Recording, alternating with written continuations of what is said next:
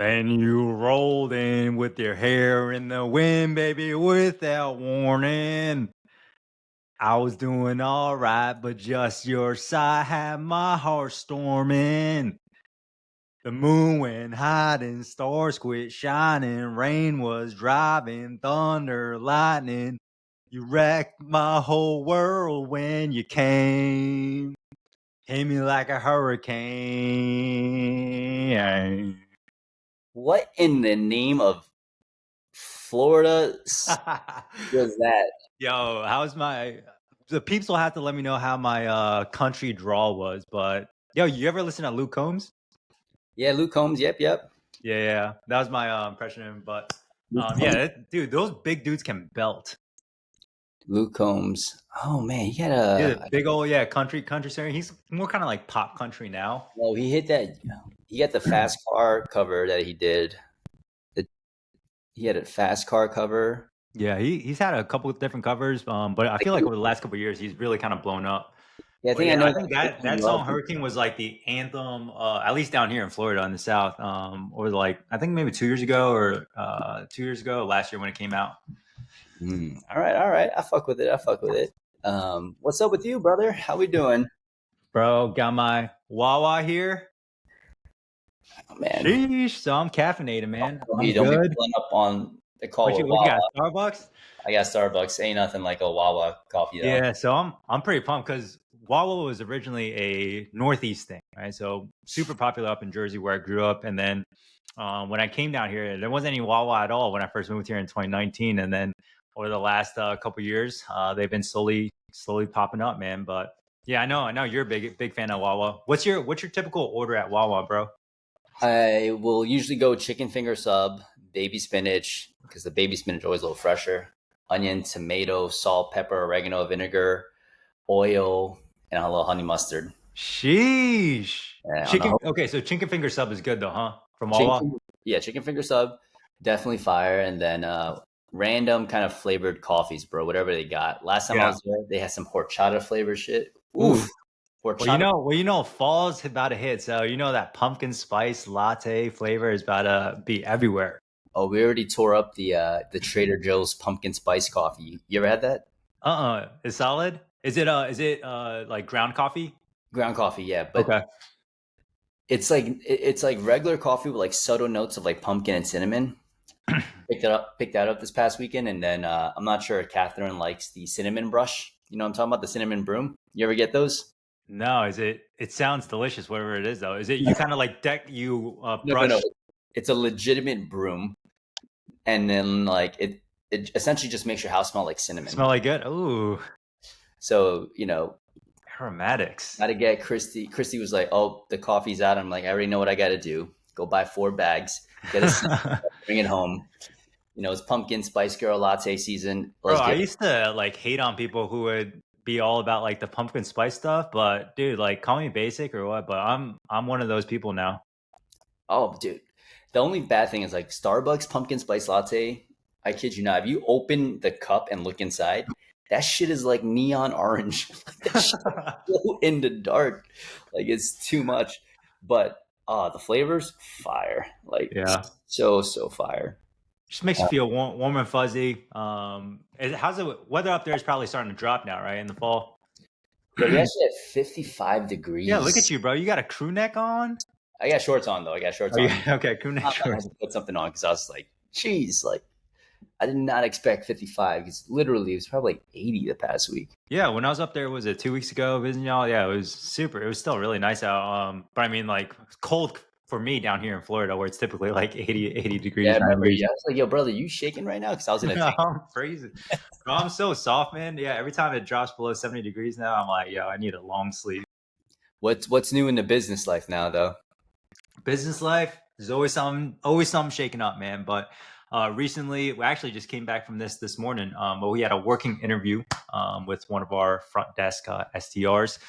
So yeah, went through basically what we've done over the last couple of hires actually for our front desk is we'll basically give them some resources to go through before they come in for the working interview. So we'll give them basically a phone script to review, and then we'll also give them some modules to review, basically going over our EMR and our CRM. So it's really good because this way we basically can filter out and weed out people who are actually serious and actually go through the modules. And then now also too, on the flip side, you basically save time when it comes to onboarding. So they already come in, if we decide to move forward with them, already understand, hey, how do we take deposits? How do we create a new patient on for our EMR software?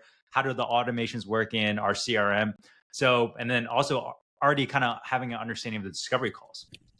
So that was something that I feel like has been super beneficial because, man, I've made a ton of mistakes with onboarding and hiring SDRs previously before in the past, but that's been our latest reiteration, and I feel like it's been working out pretty well. Dude, oh man, that's and I love we always keep going back to this. It's like reiteration, right? Because like Oh yeah, sometimes the process that you have is pretty solid already. You just want things to happen quicker. Sometimes the process isn't solid, but you have to do a bunch of shit to make it better. So it's like you're always trying to make it better, make it faster, etc. Whatever kind of that flow is. But no, I'm excited. We're kind of figuring that same thing out now with trying to hire another SDRO. I feel like we're just like one really, really solid hire from like having way more freedom on the back end side of things because that's like the hardest part. But yeah, super excited for us. We're hiring on the SDRO, nailing a couple of different things and trying out a couple of different things. I was forgot to tell you before we got on a call. There's something called scorecard marketing, and I mm, really like I was listening to Daniel Priestley about some of the stuff that he talks about how like you want to interact and customize things. And one of the things that he does is like, you ever take those like surveys like, hey, get 50% off, and then you want 50% off, you click it, but then you have to answer like specific questions, yep. and those specific questions can start to qualify people. When they input their email, essentially you can just have like more information on them. But I like that approach of marketing to like a cold visitor onto, because I was looking at it, I'm like, damn, we're getting 2,500 visitors now to the website per month, Let's which is go. solid. I'm like, damn, we just keep going up. Um, but if there's a way to capture emails better, and if there's a way to kind of personalize our outreach better. Hmm. So the website that we got is fire, but the next thing I'm diving deep into is code out. Like, how do we do a nice code outreach? But yeah, that's what we've been diving into. Is your website live now, like with the new updates and everything? Not yet, not Not yet. yet. All right. Once it's live, let us know. Everyone go check out Moment's new website. But Andy's giving me a little preview into the back end of some of the new designs, some of the copy that they've been doing, and it's sick. So I'd Yeah, be super curious to see like the before and afters on the conversion rate. All right. What do they call it? The CRO, right? Conversion rate optimization of the total visitors, as well as like the leads that actually do opt in. The before and after. Yeah. yeah. So essentially, with that, the dashboard that we have, it's like we have a dashboard that kind of tells us like how many visits and how many contacts are being filled. So that's Hmm. essentially what we're going to do. It's just like like how many contacts are being formed relative to how many people are visiting, and when a new website launches, just kind of track and see how things are going. If we're getting like, even if we double, right, if our conversion percentage, let's say, is an arbitrary like 1%, Yeah. and it doubles to 2%, literally you could double your business from something like this. So all these things are just different levers to pull. And I think you're always trying to wonder, like, what's the next lever to pull, which leads us into our podcast today. What should the next hire be? Peter, how's that transition? Dude, fire. I was just gonna roll right into it, but that was solid. Hey, there you go. There you go. But man, I don't think there's a right answer here. Yeah. But what are like, let's say you're kind of at that point where you're like, hey, I'm hitting like 25 to 30 sessions per week. It's getting kind of tight to do my marketing. I'm spending a lot more time, on admin stuff. And it's like, what do I do? Yeah, I think there's a couple ways you can go about it. I think like if you're looking to bring on maybe somebody as like maybe like a 1099, and they're okay with not going full time, then you can definitely kind of potentially bring on like a PT first. And yeah, I'm actually kind of curious to hear about how you guys went about doing it over at Moment, because I think it's a little bit different than how we decided to do it over here at Motion. But yeah, when I was first starting out, I ended up deciding to bring on like a front desk first. I think, yeah, I was kind of around that like 25 to 30, but basically ended up needing somebody to like do scheduling. A lot of the administrative stuff that I could was getting kind of bogged down in between, seeing well between seeing clients and stuff. A lot of the calls for the leads, the messages for the schedules, reschedules. I think it just also depends too, how much, what type of outbound like marketing that you're doing. If you're running a good bit of ads and stuff, I definitely think would be beneficial to have somebody do outbound to help out with that lead flow. And then I think the main thing that I got wrong, especially at the beginning, was I was like, all right, cool, I'm gonna hire front desk, but I didn't have a very specific like list of responsibilities and roles that they needed to do. So I was just like, all right, cool. Like, yeah, you're gonna sit here and you're gonna help out with calls, and then that's it. And then of course, like one weekend, they're like kind of twiddling their thumbs. I'm like, oh shit, I need to like create a whole bunch of other tasks and things for them to optimize and do. But I think like one of the main things that people should do when you are like looking to potentially bring somebody on is like audit your time first to be able to figure out, hey, what are the things that you want to offload to this one person? And I think if you are doing a good bit of like administrative stuff, whether it's like, sending out, I don't know, emails, answering texts, doing calls, I think if you kind of like actually, audit your time and kind of see like, hey, I have like 10 to 15 hours of like these things that I'm doing on a weekly basis. Maybe some social media stuff of like content creation. Those are all things that I think like a very basic like SDR, front desk, or administrative, maybe whatever you want to call it, they can do, right? Because these are tasks that you can outsource for maybe like 20, 25 bucks an hour. And I think as a solo PT, your highest like leverage thing for you to do at the time is still, generating, 200 to 300 bucks an hour, which at this time is still going to be treating clients. So I think, yeah, I think if you can kind of create a list of things that you want this one person to do, have a set list of KPIs that they are responsible for, that ties so that they understand what does success look like in this role. And then from there, yeah, create and document all the SOPs that you want them to do. And that way they can have something to refer back to when they do come on board. Because I think the first couple of employees that are brought on from an administrative standpoint, like we always do exit interviews, and one of the things they all said was like, hey, like lack of structure. And I was like, yeah, totally right. Like at the beginning, I had absolutely nothing set up at all in place, like no KPIs. They didn't know if they were doing good or not. They knew they had to do some calls, but that was about it. But yeah, just not having really that good structure set up in place. And so if people can come into an organization where everything's like fairly set up, organized, they know all the playbooks in one place, they have very specific roles and responsibilities they're tied for, then they just feel a lot more supported. So yeah, lots of learning mistakes, in terms of like bringing on front desk over these last 4 or 5 years, that we're still, yeah, looking to continue to optimize these days. Yeah, I like what you said about like understanding like what the roles are, because like when you hire someone like and you're like, okay, you're on a team now, like, oh shit, what should you Yeah. be doing, right? There was a great book. I'm trying to make sure I don't butcher the guy's name. Yeah, it's called Who Not How by Dan Sullivan and Benjamin Hardy. And the whole thought process was like, as you are entrepreneuring, as you are entrepreneuring, that's like like an action now. But like as you're starting to grow your team, when you're growing your team, you should be thinking like, whenever you encounter something that like you essentially want to delegate, you shouldn't be thinking like, how do I do this? You should be thinking, who should be doing this, right? Like there are certain core things that you are absolutely going to crush in compared to anyone else, and you actually enjoy those stuff. But the things that you don't enjoy, but they need to get done, you should be thinking who should do this, not how.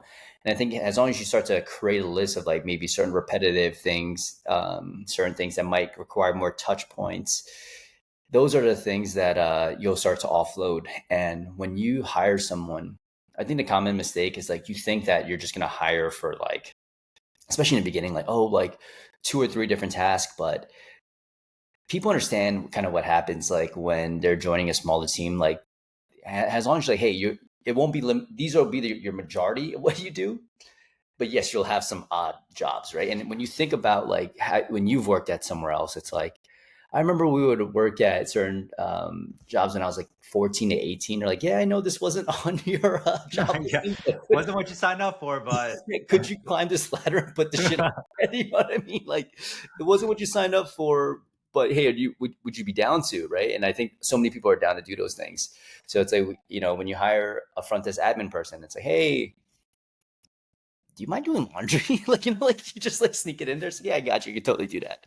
And yeah, and then the list of tasks will grow, and then so will like your SOPs, and they have something to reference. And when they become overwhelmed, it's like, oh, perfect, totally understand. Your main job is this. We'll get someone else to cover that now. yeah, I still remember somebody described one of their best traits as being able to thrive in organized chaos. And I think like when it comes to very small teams when we're just starting out, that's exactly what that describes it perfectly, right? It's like one person is wearing multiple hats, doing multiple different things, right? Hey, they're stocking inventory. Hey, they're doing schedules and reschedules for existing clients. Hey, they're doing calls for new leads. Hey, maybe they're helping out with payment plans. Hey, maybe they're also doing some Instagram posts and reach out in the DMs, right? So I think if you can, you can even, yeah, just have all these things that you're doing, but just write them all down. That way they can have some sort of idea, but then also be upfront with them in terms of, hey, like this is a evolving role. And are you okay with, things changing? I think like as long as you're upfront with them about it, like, hey, like we're growing, so as we grow, different roles and responsibilities will shift. Like, are you cool with that? Yeah. And I think when you're a smaller company, you really want to hire people that are open to that kind of environment, right? Because like you're going to need more than just people that will treat and see sessions. Like you want some people that will take initiative with like, hey, can you scan your calendar and like figure out like who hasn't been touched base with before, and then like can you send that over to like can you just do this like once a week so we can stay on top of patients? Like you don't want to you don't want people like, oh no, that's not part of my thing. Like I only treat and I do what's necessary for patients I'm currently seeing. Like you want people that will take initiative, do a bunch of shit. Because in the beginning, there's a lot of ways to get your hands dirty, and you need to get your hands dirty. Yeah, one of my very first PT that I brought on, Rachel, she's awesome. But one of the things that I think she did so well, and it was just like a very simple, small question that she asked, like kind of sporadically throughout. It was just like, hey, like, is there anything else that I can do to help? And she like again, like she was there for mostly like treating clients and stuff. But like outside of that, just like again, like once a month or every other week, she would like be like, "Yo, is there anything else that I can like offload or take off your plate?" And even just something as small as that, just like always, again, like it's shit, 5 years later, 4 years later, and I still kind of remember that. And so anybody that kind of has that personality where hey, they're always looking to help out, always looking to do more than like the bare minimum. That's always something that's like very highly appreciated in small teams. Yeah, the first time for you, you said you hired like a front desk kind of sales role, and for Mhm. us, we hired another PT. I think at that time it was like we were getting super busy with client care, and like we needed someone mainly for client care. Like I don't think we had that, like we didn't have someone that was gonna like have to welcome. We were working in a setting like we didn't have to necessarily welcome anyone. It wasn't like we had a ton of like calls or follow-ups to do. It's like the expectation like was the PT would do help with some of the follow-ups Yeah. and stuff as well. And I think for us it was like the glaring need is the fact that our mornings and evenings are full already and we can't get anyone in. So what we had to do was literally just find someone that would be down to take those roles. Now, I think looking back, like I would do things a bit differently. Um, but I think everyone's going to learn from their mistakes differently as well, right? Like looking back, what I probably would have done was like hired someone from an more like front desk SDR role, and then increase my prices so that like essentially I can make more for as a solo provider and really milk it as much as we can before try to build out another person's caseload, because it is tough, right? And there's a lot of pressure that comes with building another physical therapist's caseload. But when you think about like what a front desk or admin person can do, um, they touch points that they have touch points, they follow up people, and even if they reactivate one person that was a previous client, that pays them off for that whole month, right? And I think that is probably the approach that I would take, and increase my rate, hire a front desk SDR. Yeah, because I think some of the PTs that I've talked with before in the past, what they've kind of found is like, hey, if they bring on a PT and they bring them on full time, they still have difficulty offloading their existing caseload over to them. So now they're kind of like stuck where it's like, hey, they're still doing all the calls. And then they're still like treating, like a fairly full case, so maybe 25, 30, because maybe some of the people are just like hard to either transition off, or maybe they have a limiting belief, hey, like these people are only here to see me. And then now we've got this new PT that's salaried, and maybe they're seeing like 10 a week, and they're kind of just twiddling their thumbs. And like, maybe you tell them to go out and do marketing, but it's like they've never been trained on it before. And so like, I think if you bring on a SDR, you pack your schedule to maybe like 40, 45, and then now you still have somebody doing all the calls. So, leads are going to be coming in for sure. Now you bring on a PT. Cool. Now you can maybe offload the majority of your caseload over to them, or at least get them up to 20 a week, and be productive. Then now you can also help out with more of the marketing side of things, whether it's like organic social media, posting more, and or like it's local marketing, you getting out there doing more of the stuff, and or maybe even helping out with some of the front desk stuff. Because I think a lot of times when it comes to marketing, you as a founder, as the owner, like you're still going to be the best at it. So it doesn't really make that much sense to have like a staff PT who's maybe coming in from insurance, or maybe like another background to come in and like help out with some of the marketing when all they know is client care, and maybe they still need some good bit of onboarding, in terms of like treating this cash demographic versus kind of like the traditional insurance demographic. Yeah, I think the what you said is right, because it's like you don't get like I don't want to say you don't get a lot of opportunities. It's just the opportunities are less when you're getting going, right? So it's like you Yeah. want to make sure you milk the shit out of every single opportunity. And I said this in a webinar on Sunday. It's like, listen, I totally get that some people want to grow and scale a practice on their own, but it's much easier when you have scripts for everything dialed in so that you Yeah. can maximize every opportunity. Same thing as you're starting to scale beyond yourself. It's like, if you're not running ads and you're scaling beyond yourself, it's like you don't have that predictable lead generation. It's a lot of you going out to workshops, you Yeah. getting word of mouth referrals, some people organically through Google. And it's like, do you want someone else taking those sales calls, or the person with the highest close rate, which is yourself, right? Like you probably want to do all of those things because that's the biggest bang for your buck. 100%. And I think what's going to happen is eventually people will burn out from doing every single thing themselves.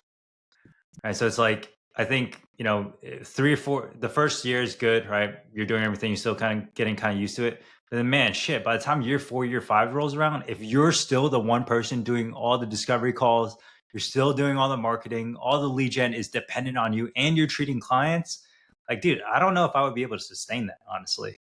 Yeah. I think there is like kind of, it's almost like reverse engineering, like what you actually want your life to look like, and then building it from there. Because like, we kind of say it's like you don't just, if you like treating patients, like by all means continue to treat patients, right? Like, and then offload everything else and like do what you need in order to get leads through the door. But I think for the most part, it's like at some point you want to go to the highest ROI task. If you do Yeah. if you're one of your PTs does a workshop and there's, let's say, 15 people and he only gets like 3 people to book an eval, but you do the workshop and you get 9 people to book an eval, Yeah. even if you have a 66% conversion rate, right? And let's say they convert, let's just do even numbers. 6 people convert at 2,000 for the package. You made 12K for that workshop. That's a Yep. big ROI task for you, right? So it's like always thinking to yourself, like, what can I do for the business that allows it to grow in the least amount of time? And that's Yep. probably what you should be doing as a founder. For sure. I think maybe potential, I don't know, this is just my take on it, but I know there's some people that think that PTs should be the ones doing discovery calls. And I think like 100% PTs will close the highest because they have the background, they, have the expertise. But I think if your systems and processes are good enough, and if your training is good enough, you can outsource this to somebody for like a $20 task and have them do it. And now, again, you can always continue to replace yourself into a much more higher leverage ROI position.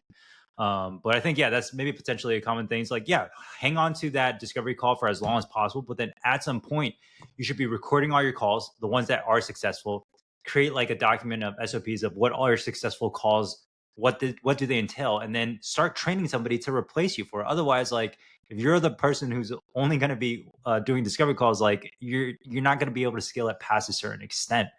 And I think, yeah, if you as the founder owner, like you're always trying to level up. So it's maybe initially it's leveling up from these $20 tasks of sending out emails, super bills, calling leads, etc. And then from there, your next higher leverage thing is like $200, 300, ROI, which is treating clients. So from there, maybe cool. Now we start to bring on a PT where you could pay him, $50 to $70 to replace you doing that. From there, what's the next higher leverage thing, right? Maybe it's selling evals onto POCs, right? Because if you think about it, your outcome is anywhere between 2K to 4K. So you still want to probably be the person doing that. But then from there, cool. Can we train up maybe like a head of sales from one of your PTs who's also a savage, and get them to replace that?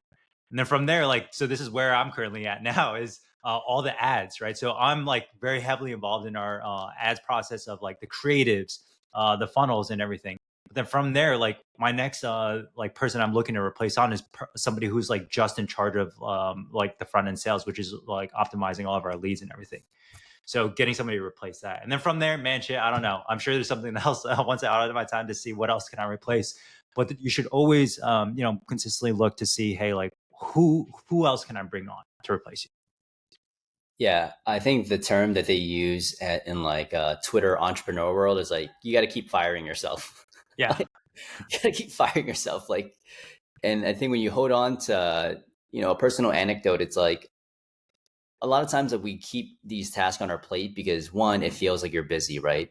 Yeah. Like society rewards you spending a lot of time doing stuff, or that's what you think society rewards you in. But like the stuff that actually feels good is like having a lot of shit happen without so much of your time being utilized.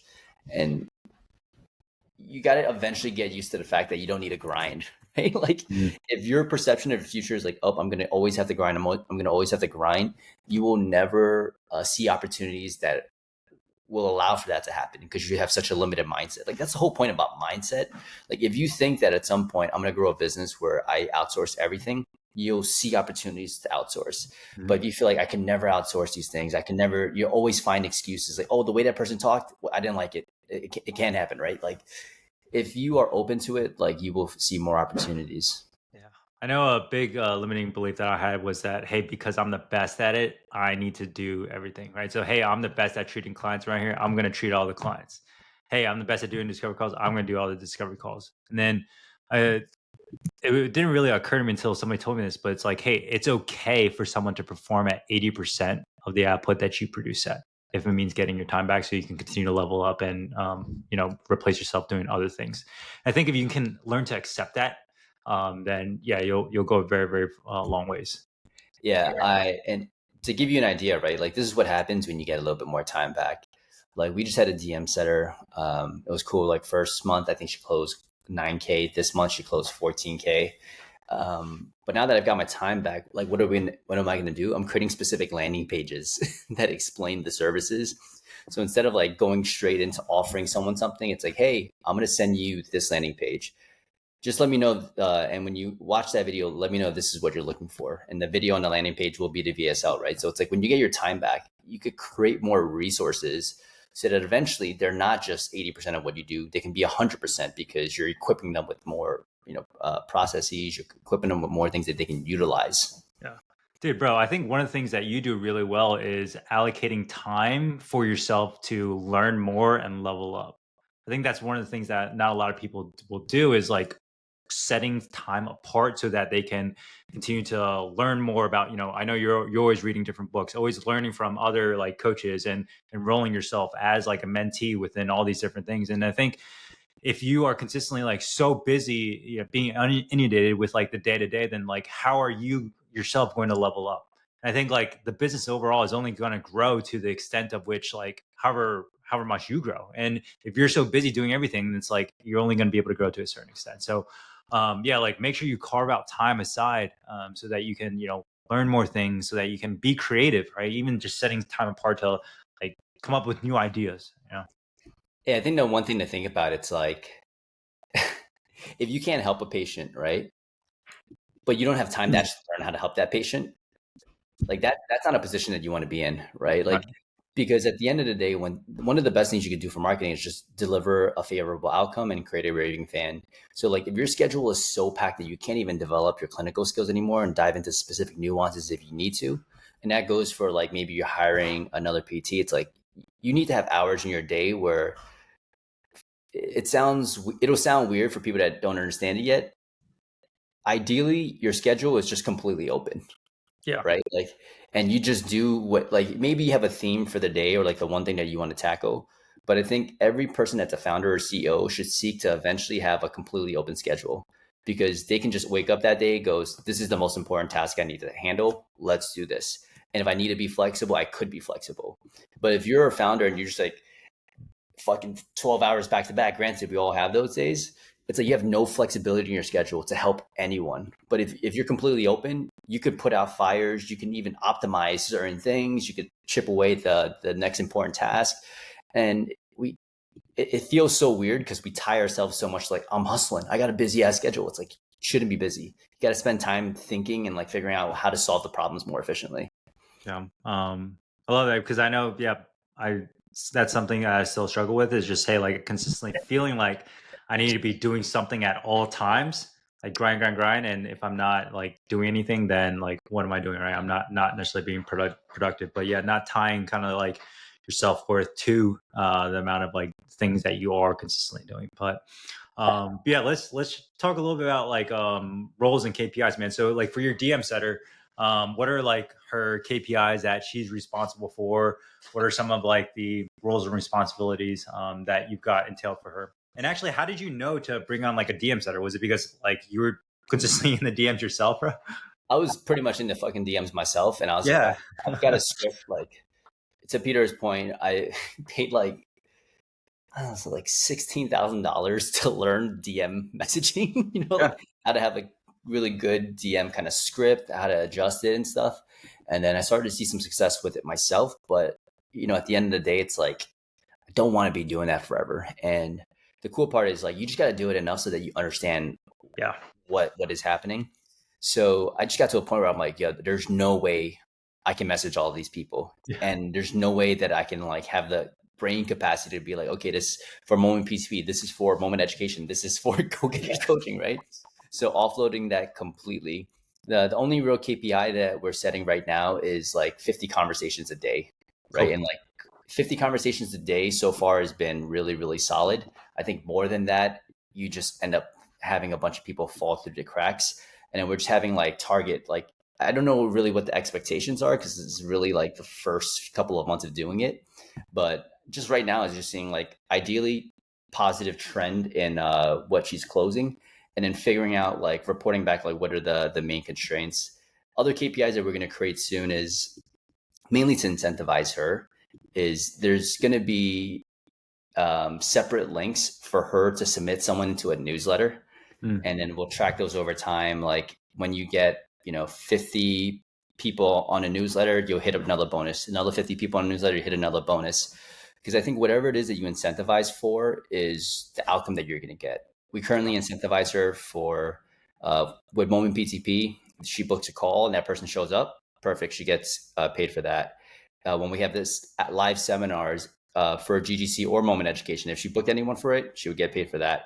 If she enrolls someone to Moment Education for the mentorship, because we have ongoing rolling now, and I've created a system so she can do it, she gets paid for that. And then for GGC, any call that gets booked, a sales call, she will, get compensated for it if that person closes. So it's not compensating just for the fact that you booked a call; it's compensating when the favor, like outcome that we're all looking for, happens. Yeah, like so rewarding on the behavior that you would and the outcome that you want to see.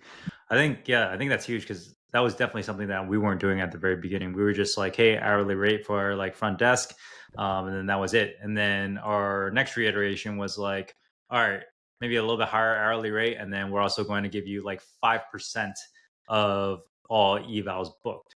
But then we looked at it and it was like, hey, like still wasn't necessarily like that incentivized. So now what we did was like, hey, well, they have a much higher like hourly rate, and then also too, they get $10 for every single eval that's booked, and then on top of that, they get $50 for every eval that's closed.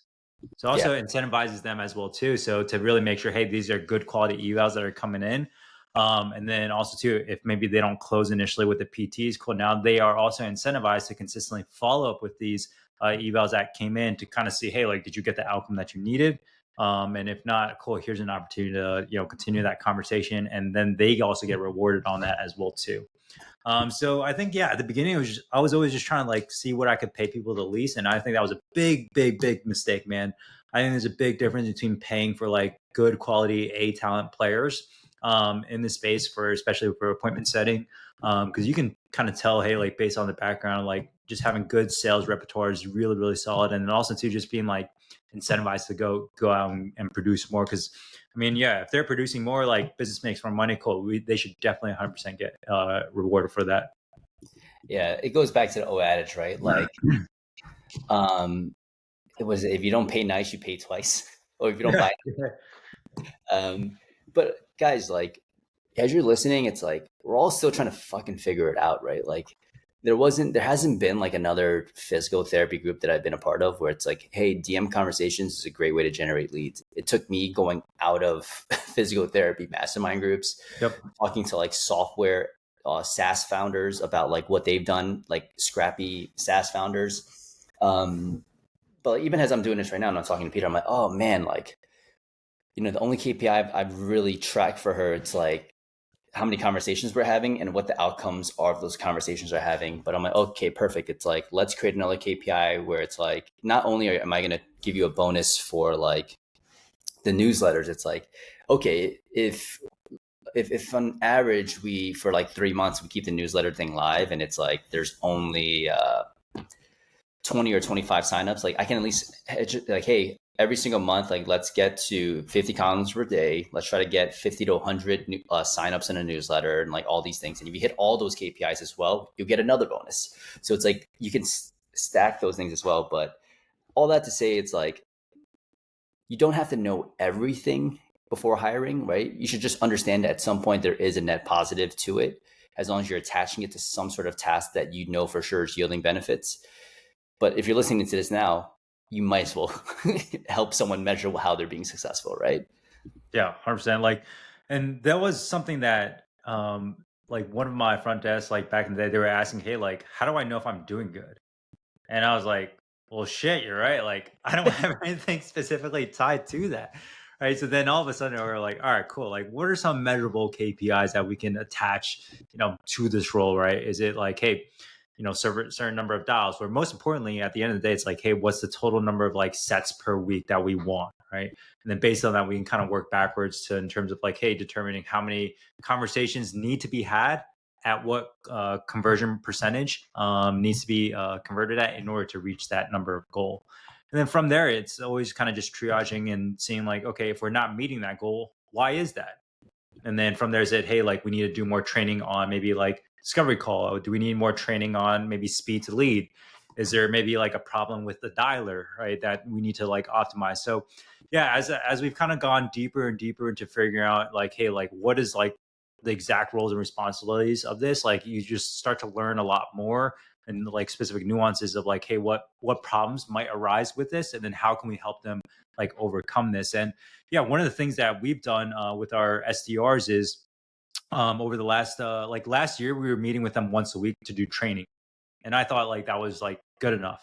And then I was in a mastermind earlier this year, and they like specialize in just like creating savage sales teams, and they meet with their sales team every single day. I was like, well, duh, like that makes so much sense because now we're getting like feedback so much faster, and because like maybe we'll review one of their calls once a week and we'll tell them, hey, like, okay, maybe we need to do this. But now the fact that I meet with them every single day, 8 to 8:30, and then we go through, all right, cool. How are the results from yesterday? What objections did we have? Hey, how are the total number of quality calls? Where did the majority of these calls that book, where do they come in from? That way, cool. I know if I need to change any adjustments on the front end with marketing, with the ads. Okay, cool. I can make that adjustment. If it's a problem with like maybe the dialer, cool. I need to reach out to support on the dialer to figure out how can we optimize that. So it's a much faster frequency of touch points, and then also too, from their standpoint, they feel like they're getting much more support as well too. Right? They're getting supported every single day. And we're also like going through wins on us on a daily basis as well too. So I think it just does a lot of good benefits in terms of just like improving the overall like atmosphere, energy of the team. But yeah, that was like one recent update that we did recently that I feel like it's been turning out really, really well. No, I love that. Next goal is to promote one of these guys to become sales managers so that they can lead the daily meetings. So I don't need to lead it. And that's like the beauty of it, right? It's like when you're like, hey, let's say like we do 50 DMs per day and it leads to like this amount of outcome. Is there anything that we can do to improve the conversions, right? Of like, let's say we do 50 DMs and 50 DMs in a month, 1,400 DMs. And out of the 1,400 DMs, let's just keep the numbers nice. We get 14 evals. So now it's like, okay, if we do 1,400 DMs, but now I give you like, do we try a different script? Do we add to the script? Right? Because like one of the things that I used to do, one of the things that we're changing is like when people sign up for the Moment Education, we give them a link to the testimonials, we give them the link to the landing page, and then we give them the pricing all at once. What we're changing now, it's like, hey, I'm going to send you this link. This is what you're going to get in the mentorship, and kind of getting like a high picture overview of it. It'll be a VSL. And when you watch it, let me know what you think. Oh man, that's exactly what I'm looking for. Perfect. I'm going to give you this another thing or like I'm going to ask another question. Is that okay? Perfect. So you're stacking those yeses and then boom, I can give you the pricing. Because the script before was like, I give you these three things. I guarantee you the only thing they were looking at was the pricing. So we switched to the DM script. Does that yield more signups with 1,400 outreaches? Now, there might be a point where it's like you do 1,400 outreaches and you get a significant amount of signups. So the next lever that you have to pull is more outreaches, right? Yeah. So what happens if I do 100 outreaches, right? And then you start to scale that. So I think that's like the fun part about all of these little things, like what Peter said. It's like you just, it's all a numbers game, and you're either trying to optimize the number or do more of it. Yeah. But the main thing you got to do is you got to track the data first, right? So it's like, for sure, hey, like she's able to do 1,400 in a month. And now those 1,400, she's able to close 14 or booked eval. So that's a 1%, right? And we know after 50 conversations a day, hey, that's about like as much as she's able to do.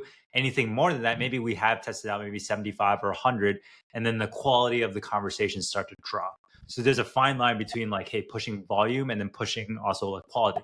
So now if Andy's getting 14 booked evals from just from Instagram DMs, cool. Like, how do we double that? Great. Let's bring out another setter because Andy's got, was it like 100K followers, right? That he can talk to that are interested in his things, right? And so if we go, man, I'd be curious to see what the math is on that. How many days it would take your setter to go through 100,000 followers if she only goes through if she goes through 50 a day, dude, 2,000 days. All right. So like divide that by 365. It would take her 5.4 years if you didn't grow any more followers to have a conversation with every single one of your followers. All right. So now the next thing is like, cool, let's scale, let's compress this timeline. So maybe everyone's having conversations within maybe a 6-month time frame instead of 5 years.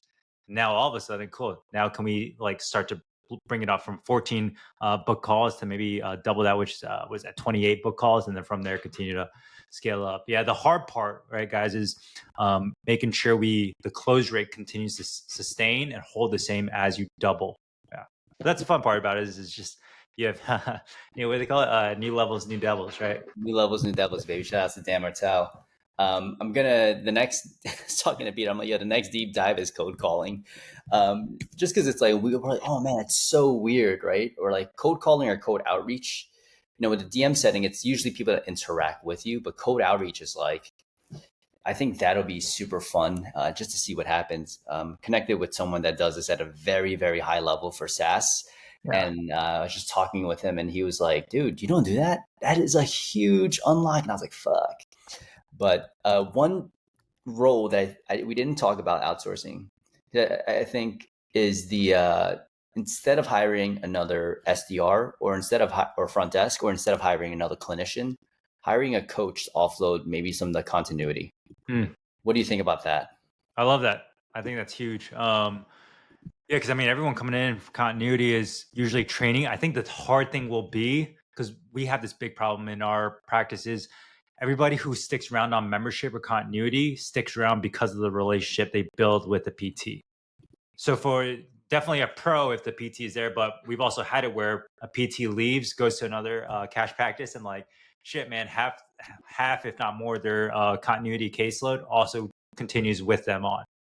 So you have that attrition of clients as well too. And so I think if we do have that on, if you do have somebody seeing your membership or continuity, we just have to frame it really, really well with the trainer from the beginning, and maybe like have a couple of different like collaborative sessions with the coach and trainer so that it's a very smooth transition. And that way they transition on from there. Yeah, I think the ideal kind of setting that this would be for is like if you work with a ton of athletes and then you're moving on to like semi-private training, I feel like that could be super, super helpful. Yep. Yeah, 100%. Yeah, I love that model. But yeah, I think, I'm trying to think, coach trainer. And then another thing too that we've like thought about is all of these like marketing workshops in person, that things that we'll do. Right. And currently it's PT who's like teaching these workshops and or doing these injury screens. And I think like the next thing that we potentially look to do is like bringing on, whether it's like a coach or trainer, or maybe even like a PTA or a chiro or athletic trainer to specifically only do these marketing things. And because again, they're not necessarily involved in fulfillment. It's really just, hey, you can teach somebody how to deliver a really great presentation, and you can give them all the drills and tests that they need to do in order to create like a really great event for everybody who actually shows up. Same thing with like the injury screen. It's mostly kind of movement based, and we're kind of screening things out. Hey, like, yes, can we help you out with this or no? And then from there, they can just book them on with the PTs, because right now is just, yeah, we're limited by the amount of time that we have from a PTs. And so if like every single cash practice out there is doing maybe like 3 or even 2 events a month, cool. How can we look to like 5x that? Can we get somebody to literally do like 20 events a month? Because that is their sole role and responsibility. Yeah, I think to summarize everything, and man, my computer is being super weird right now. I think it's because my battery's low.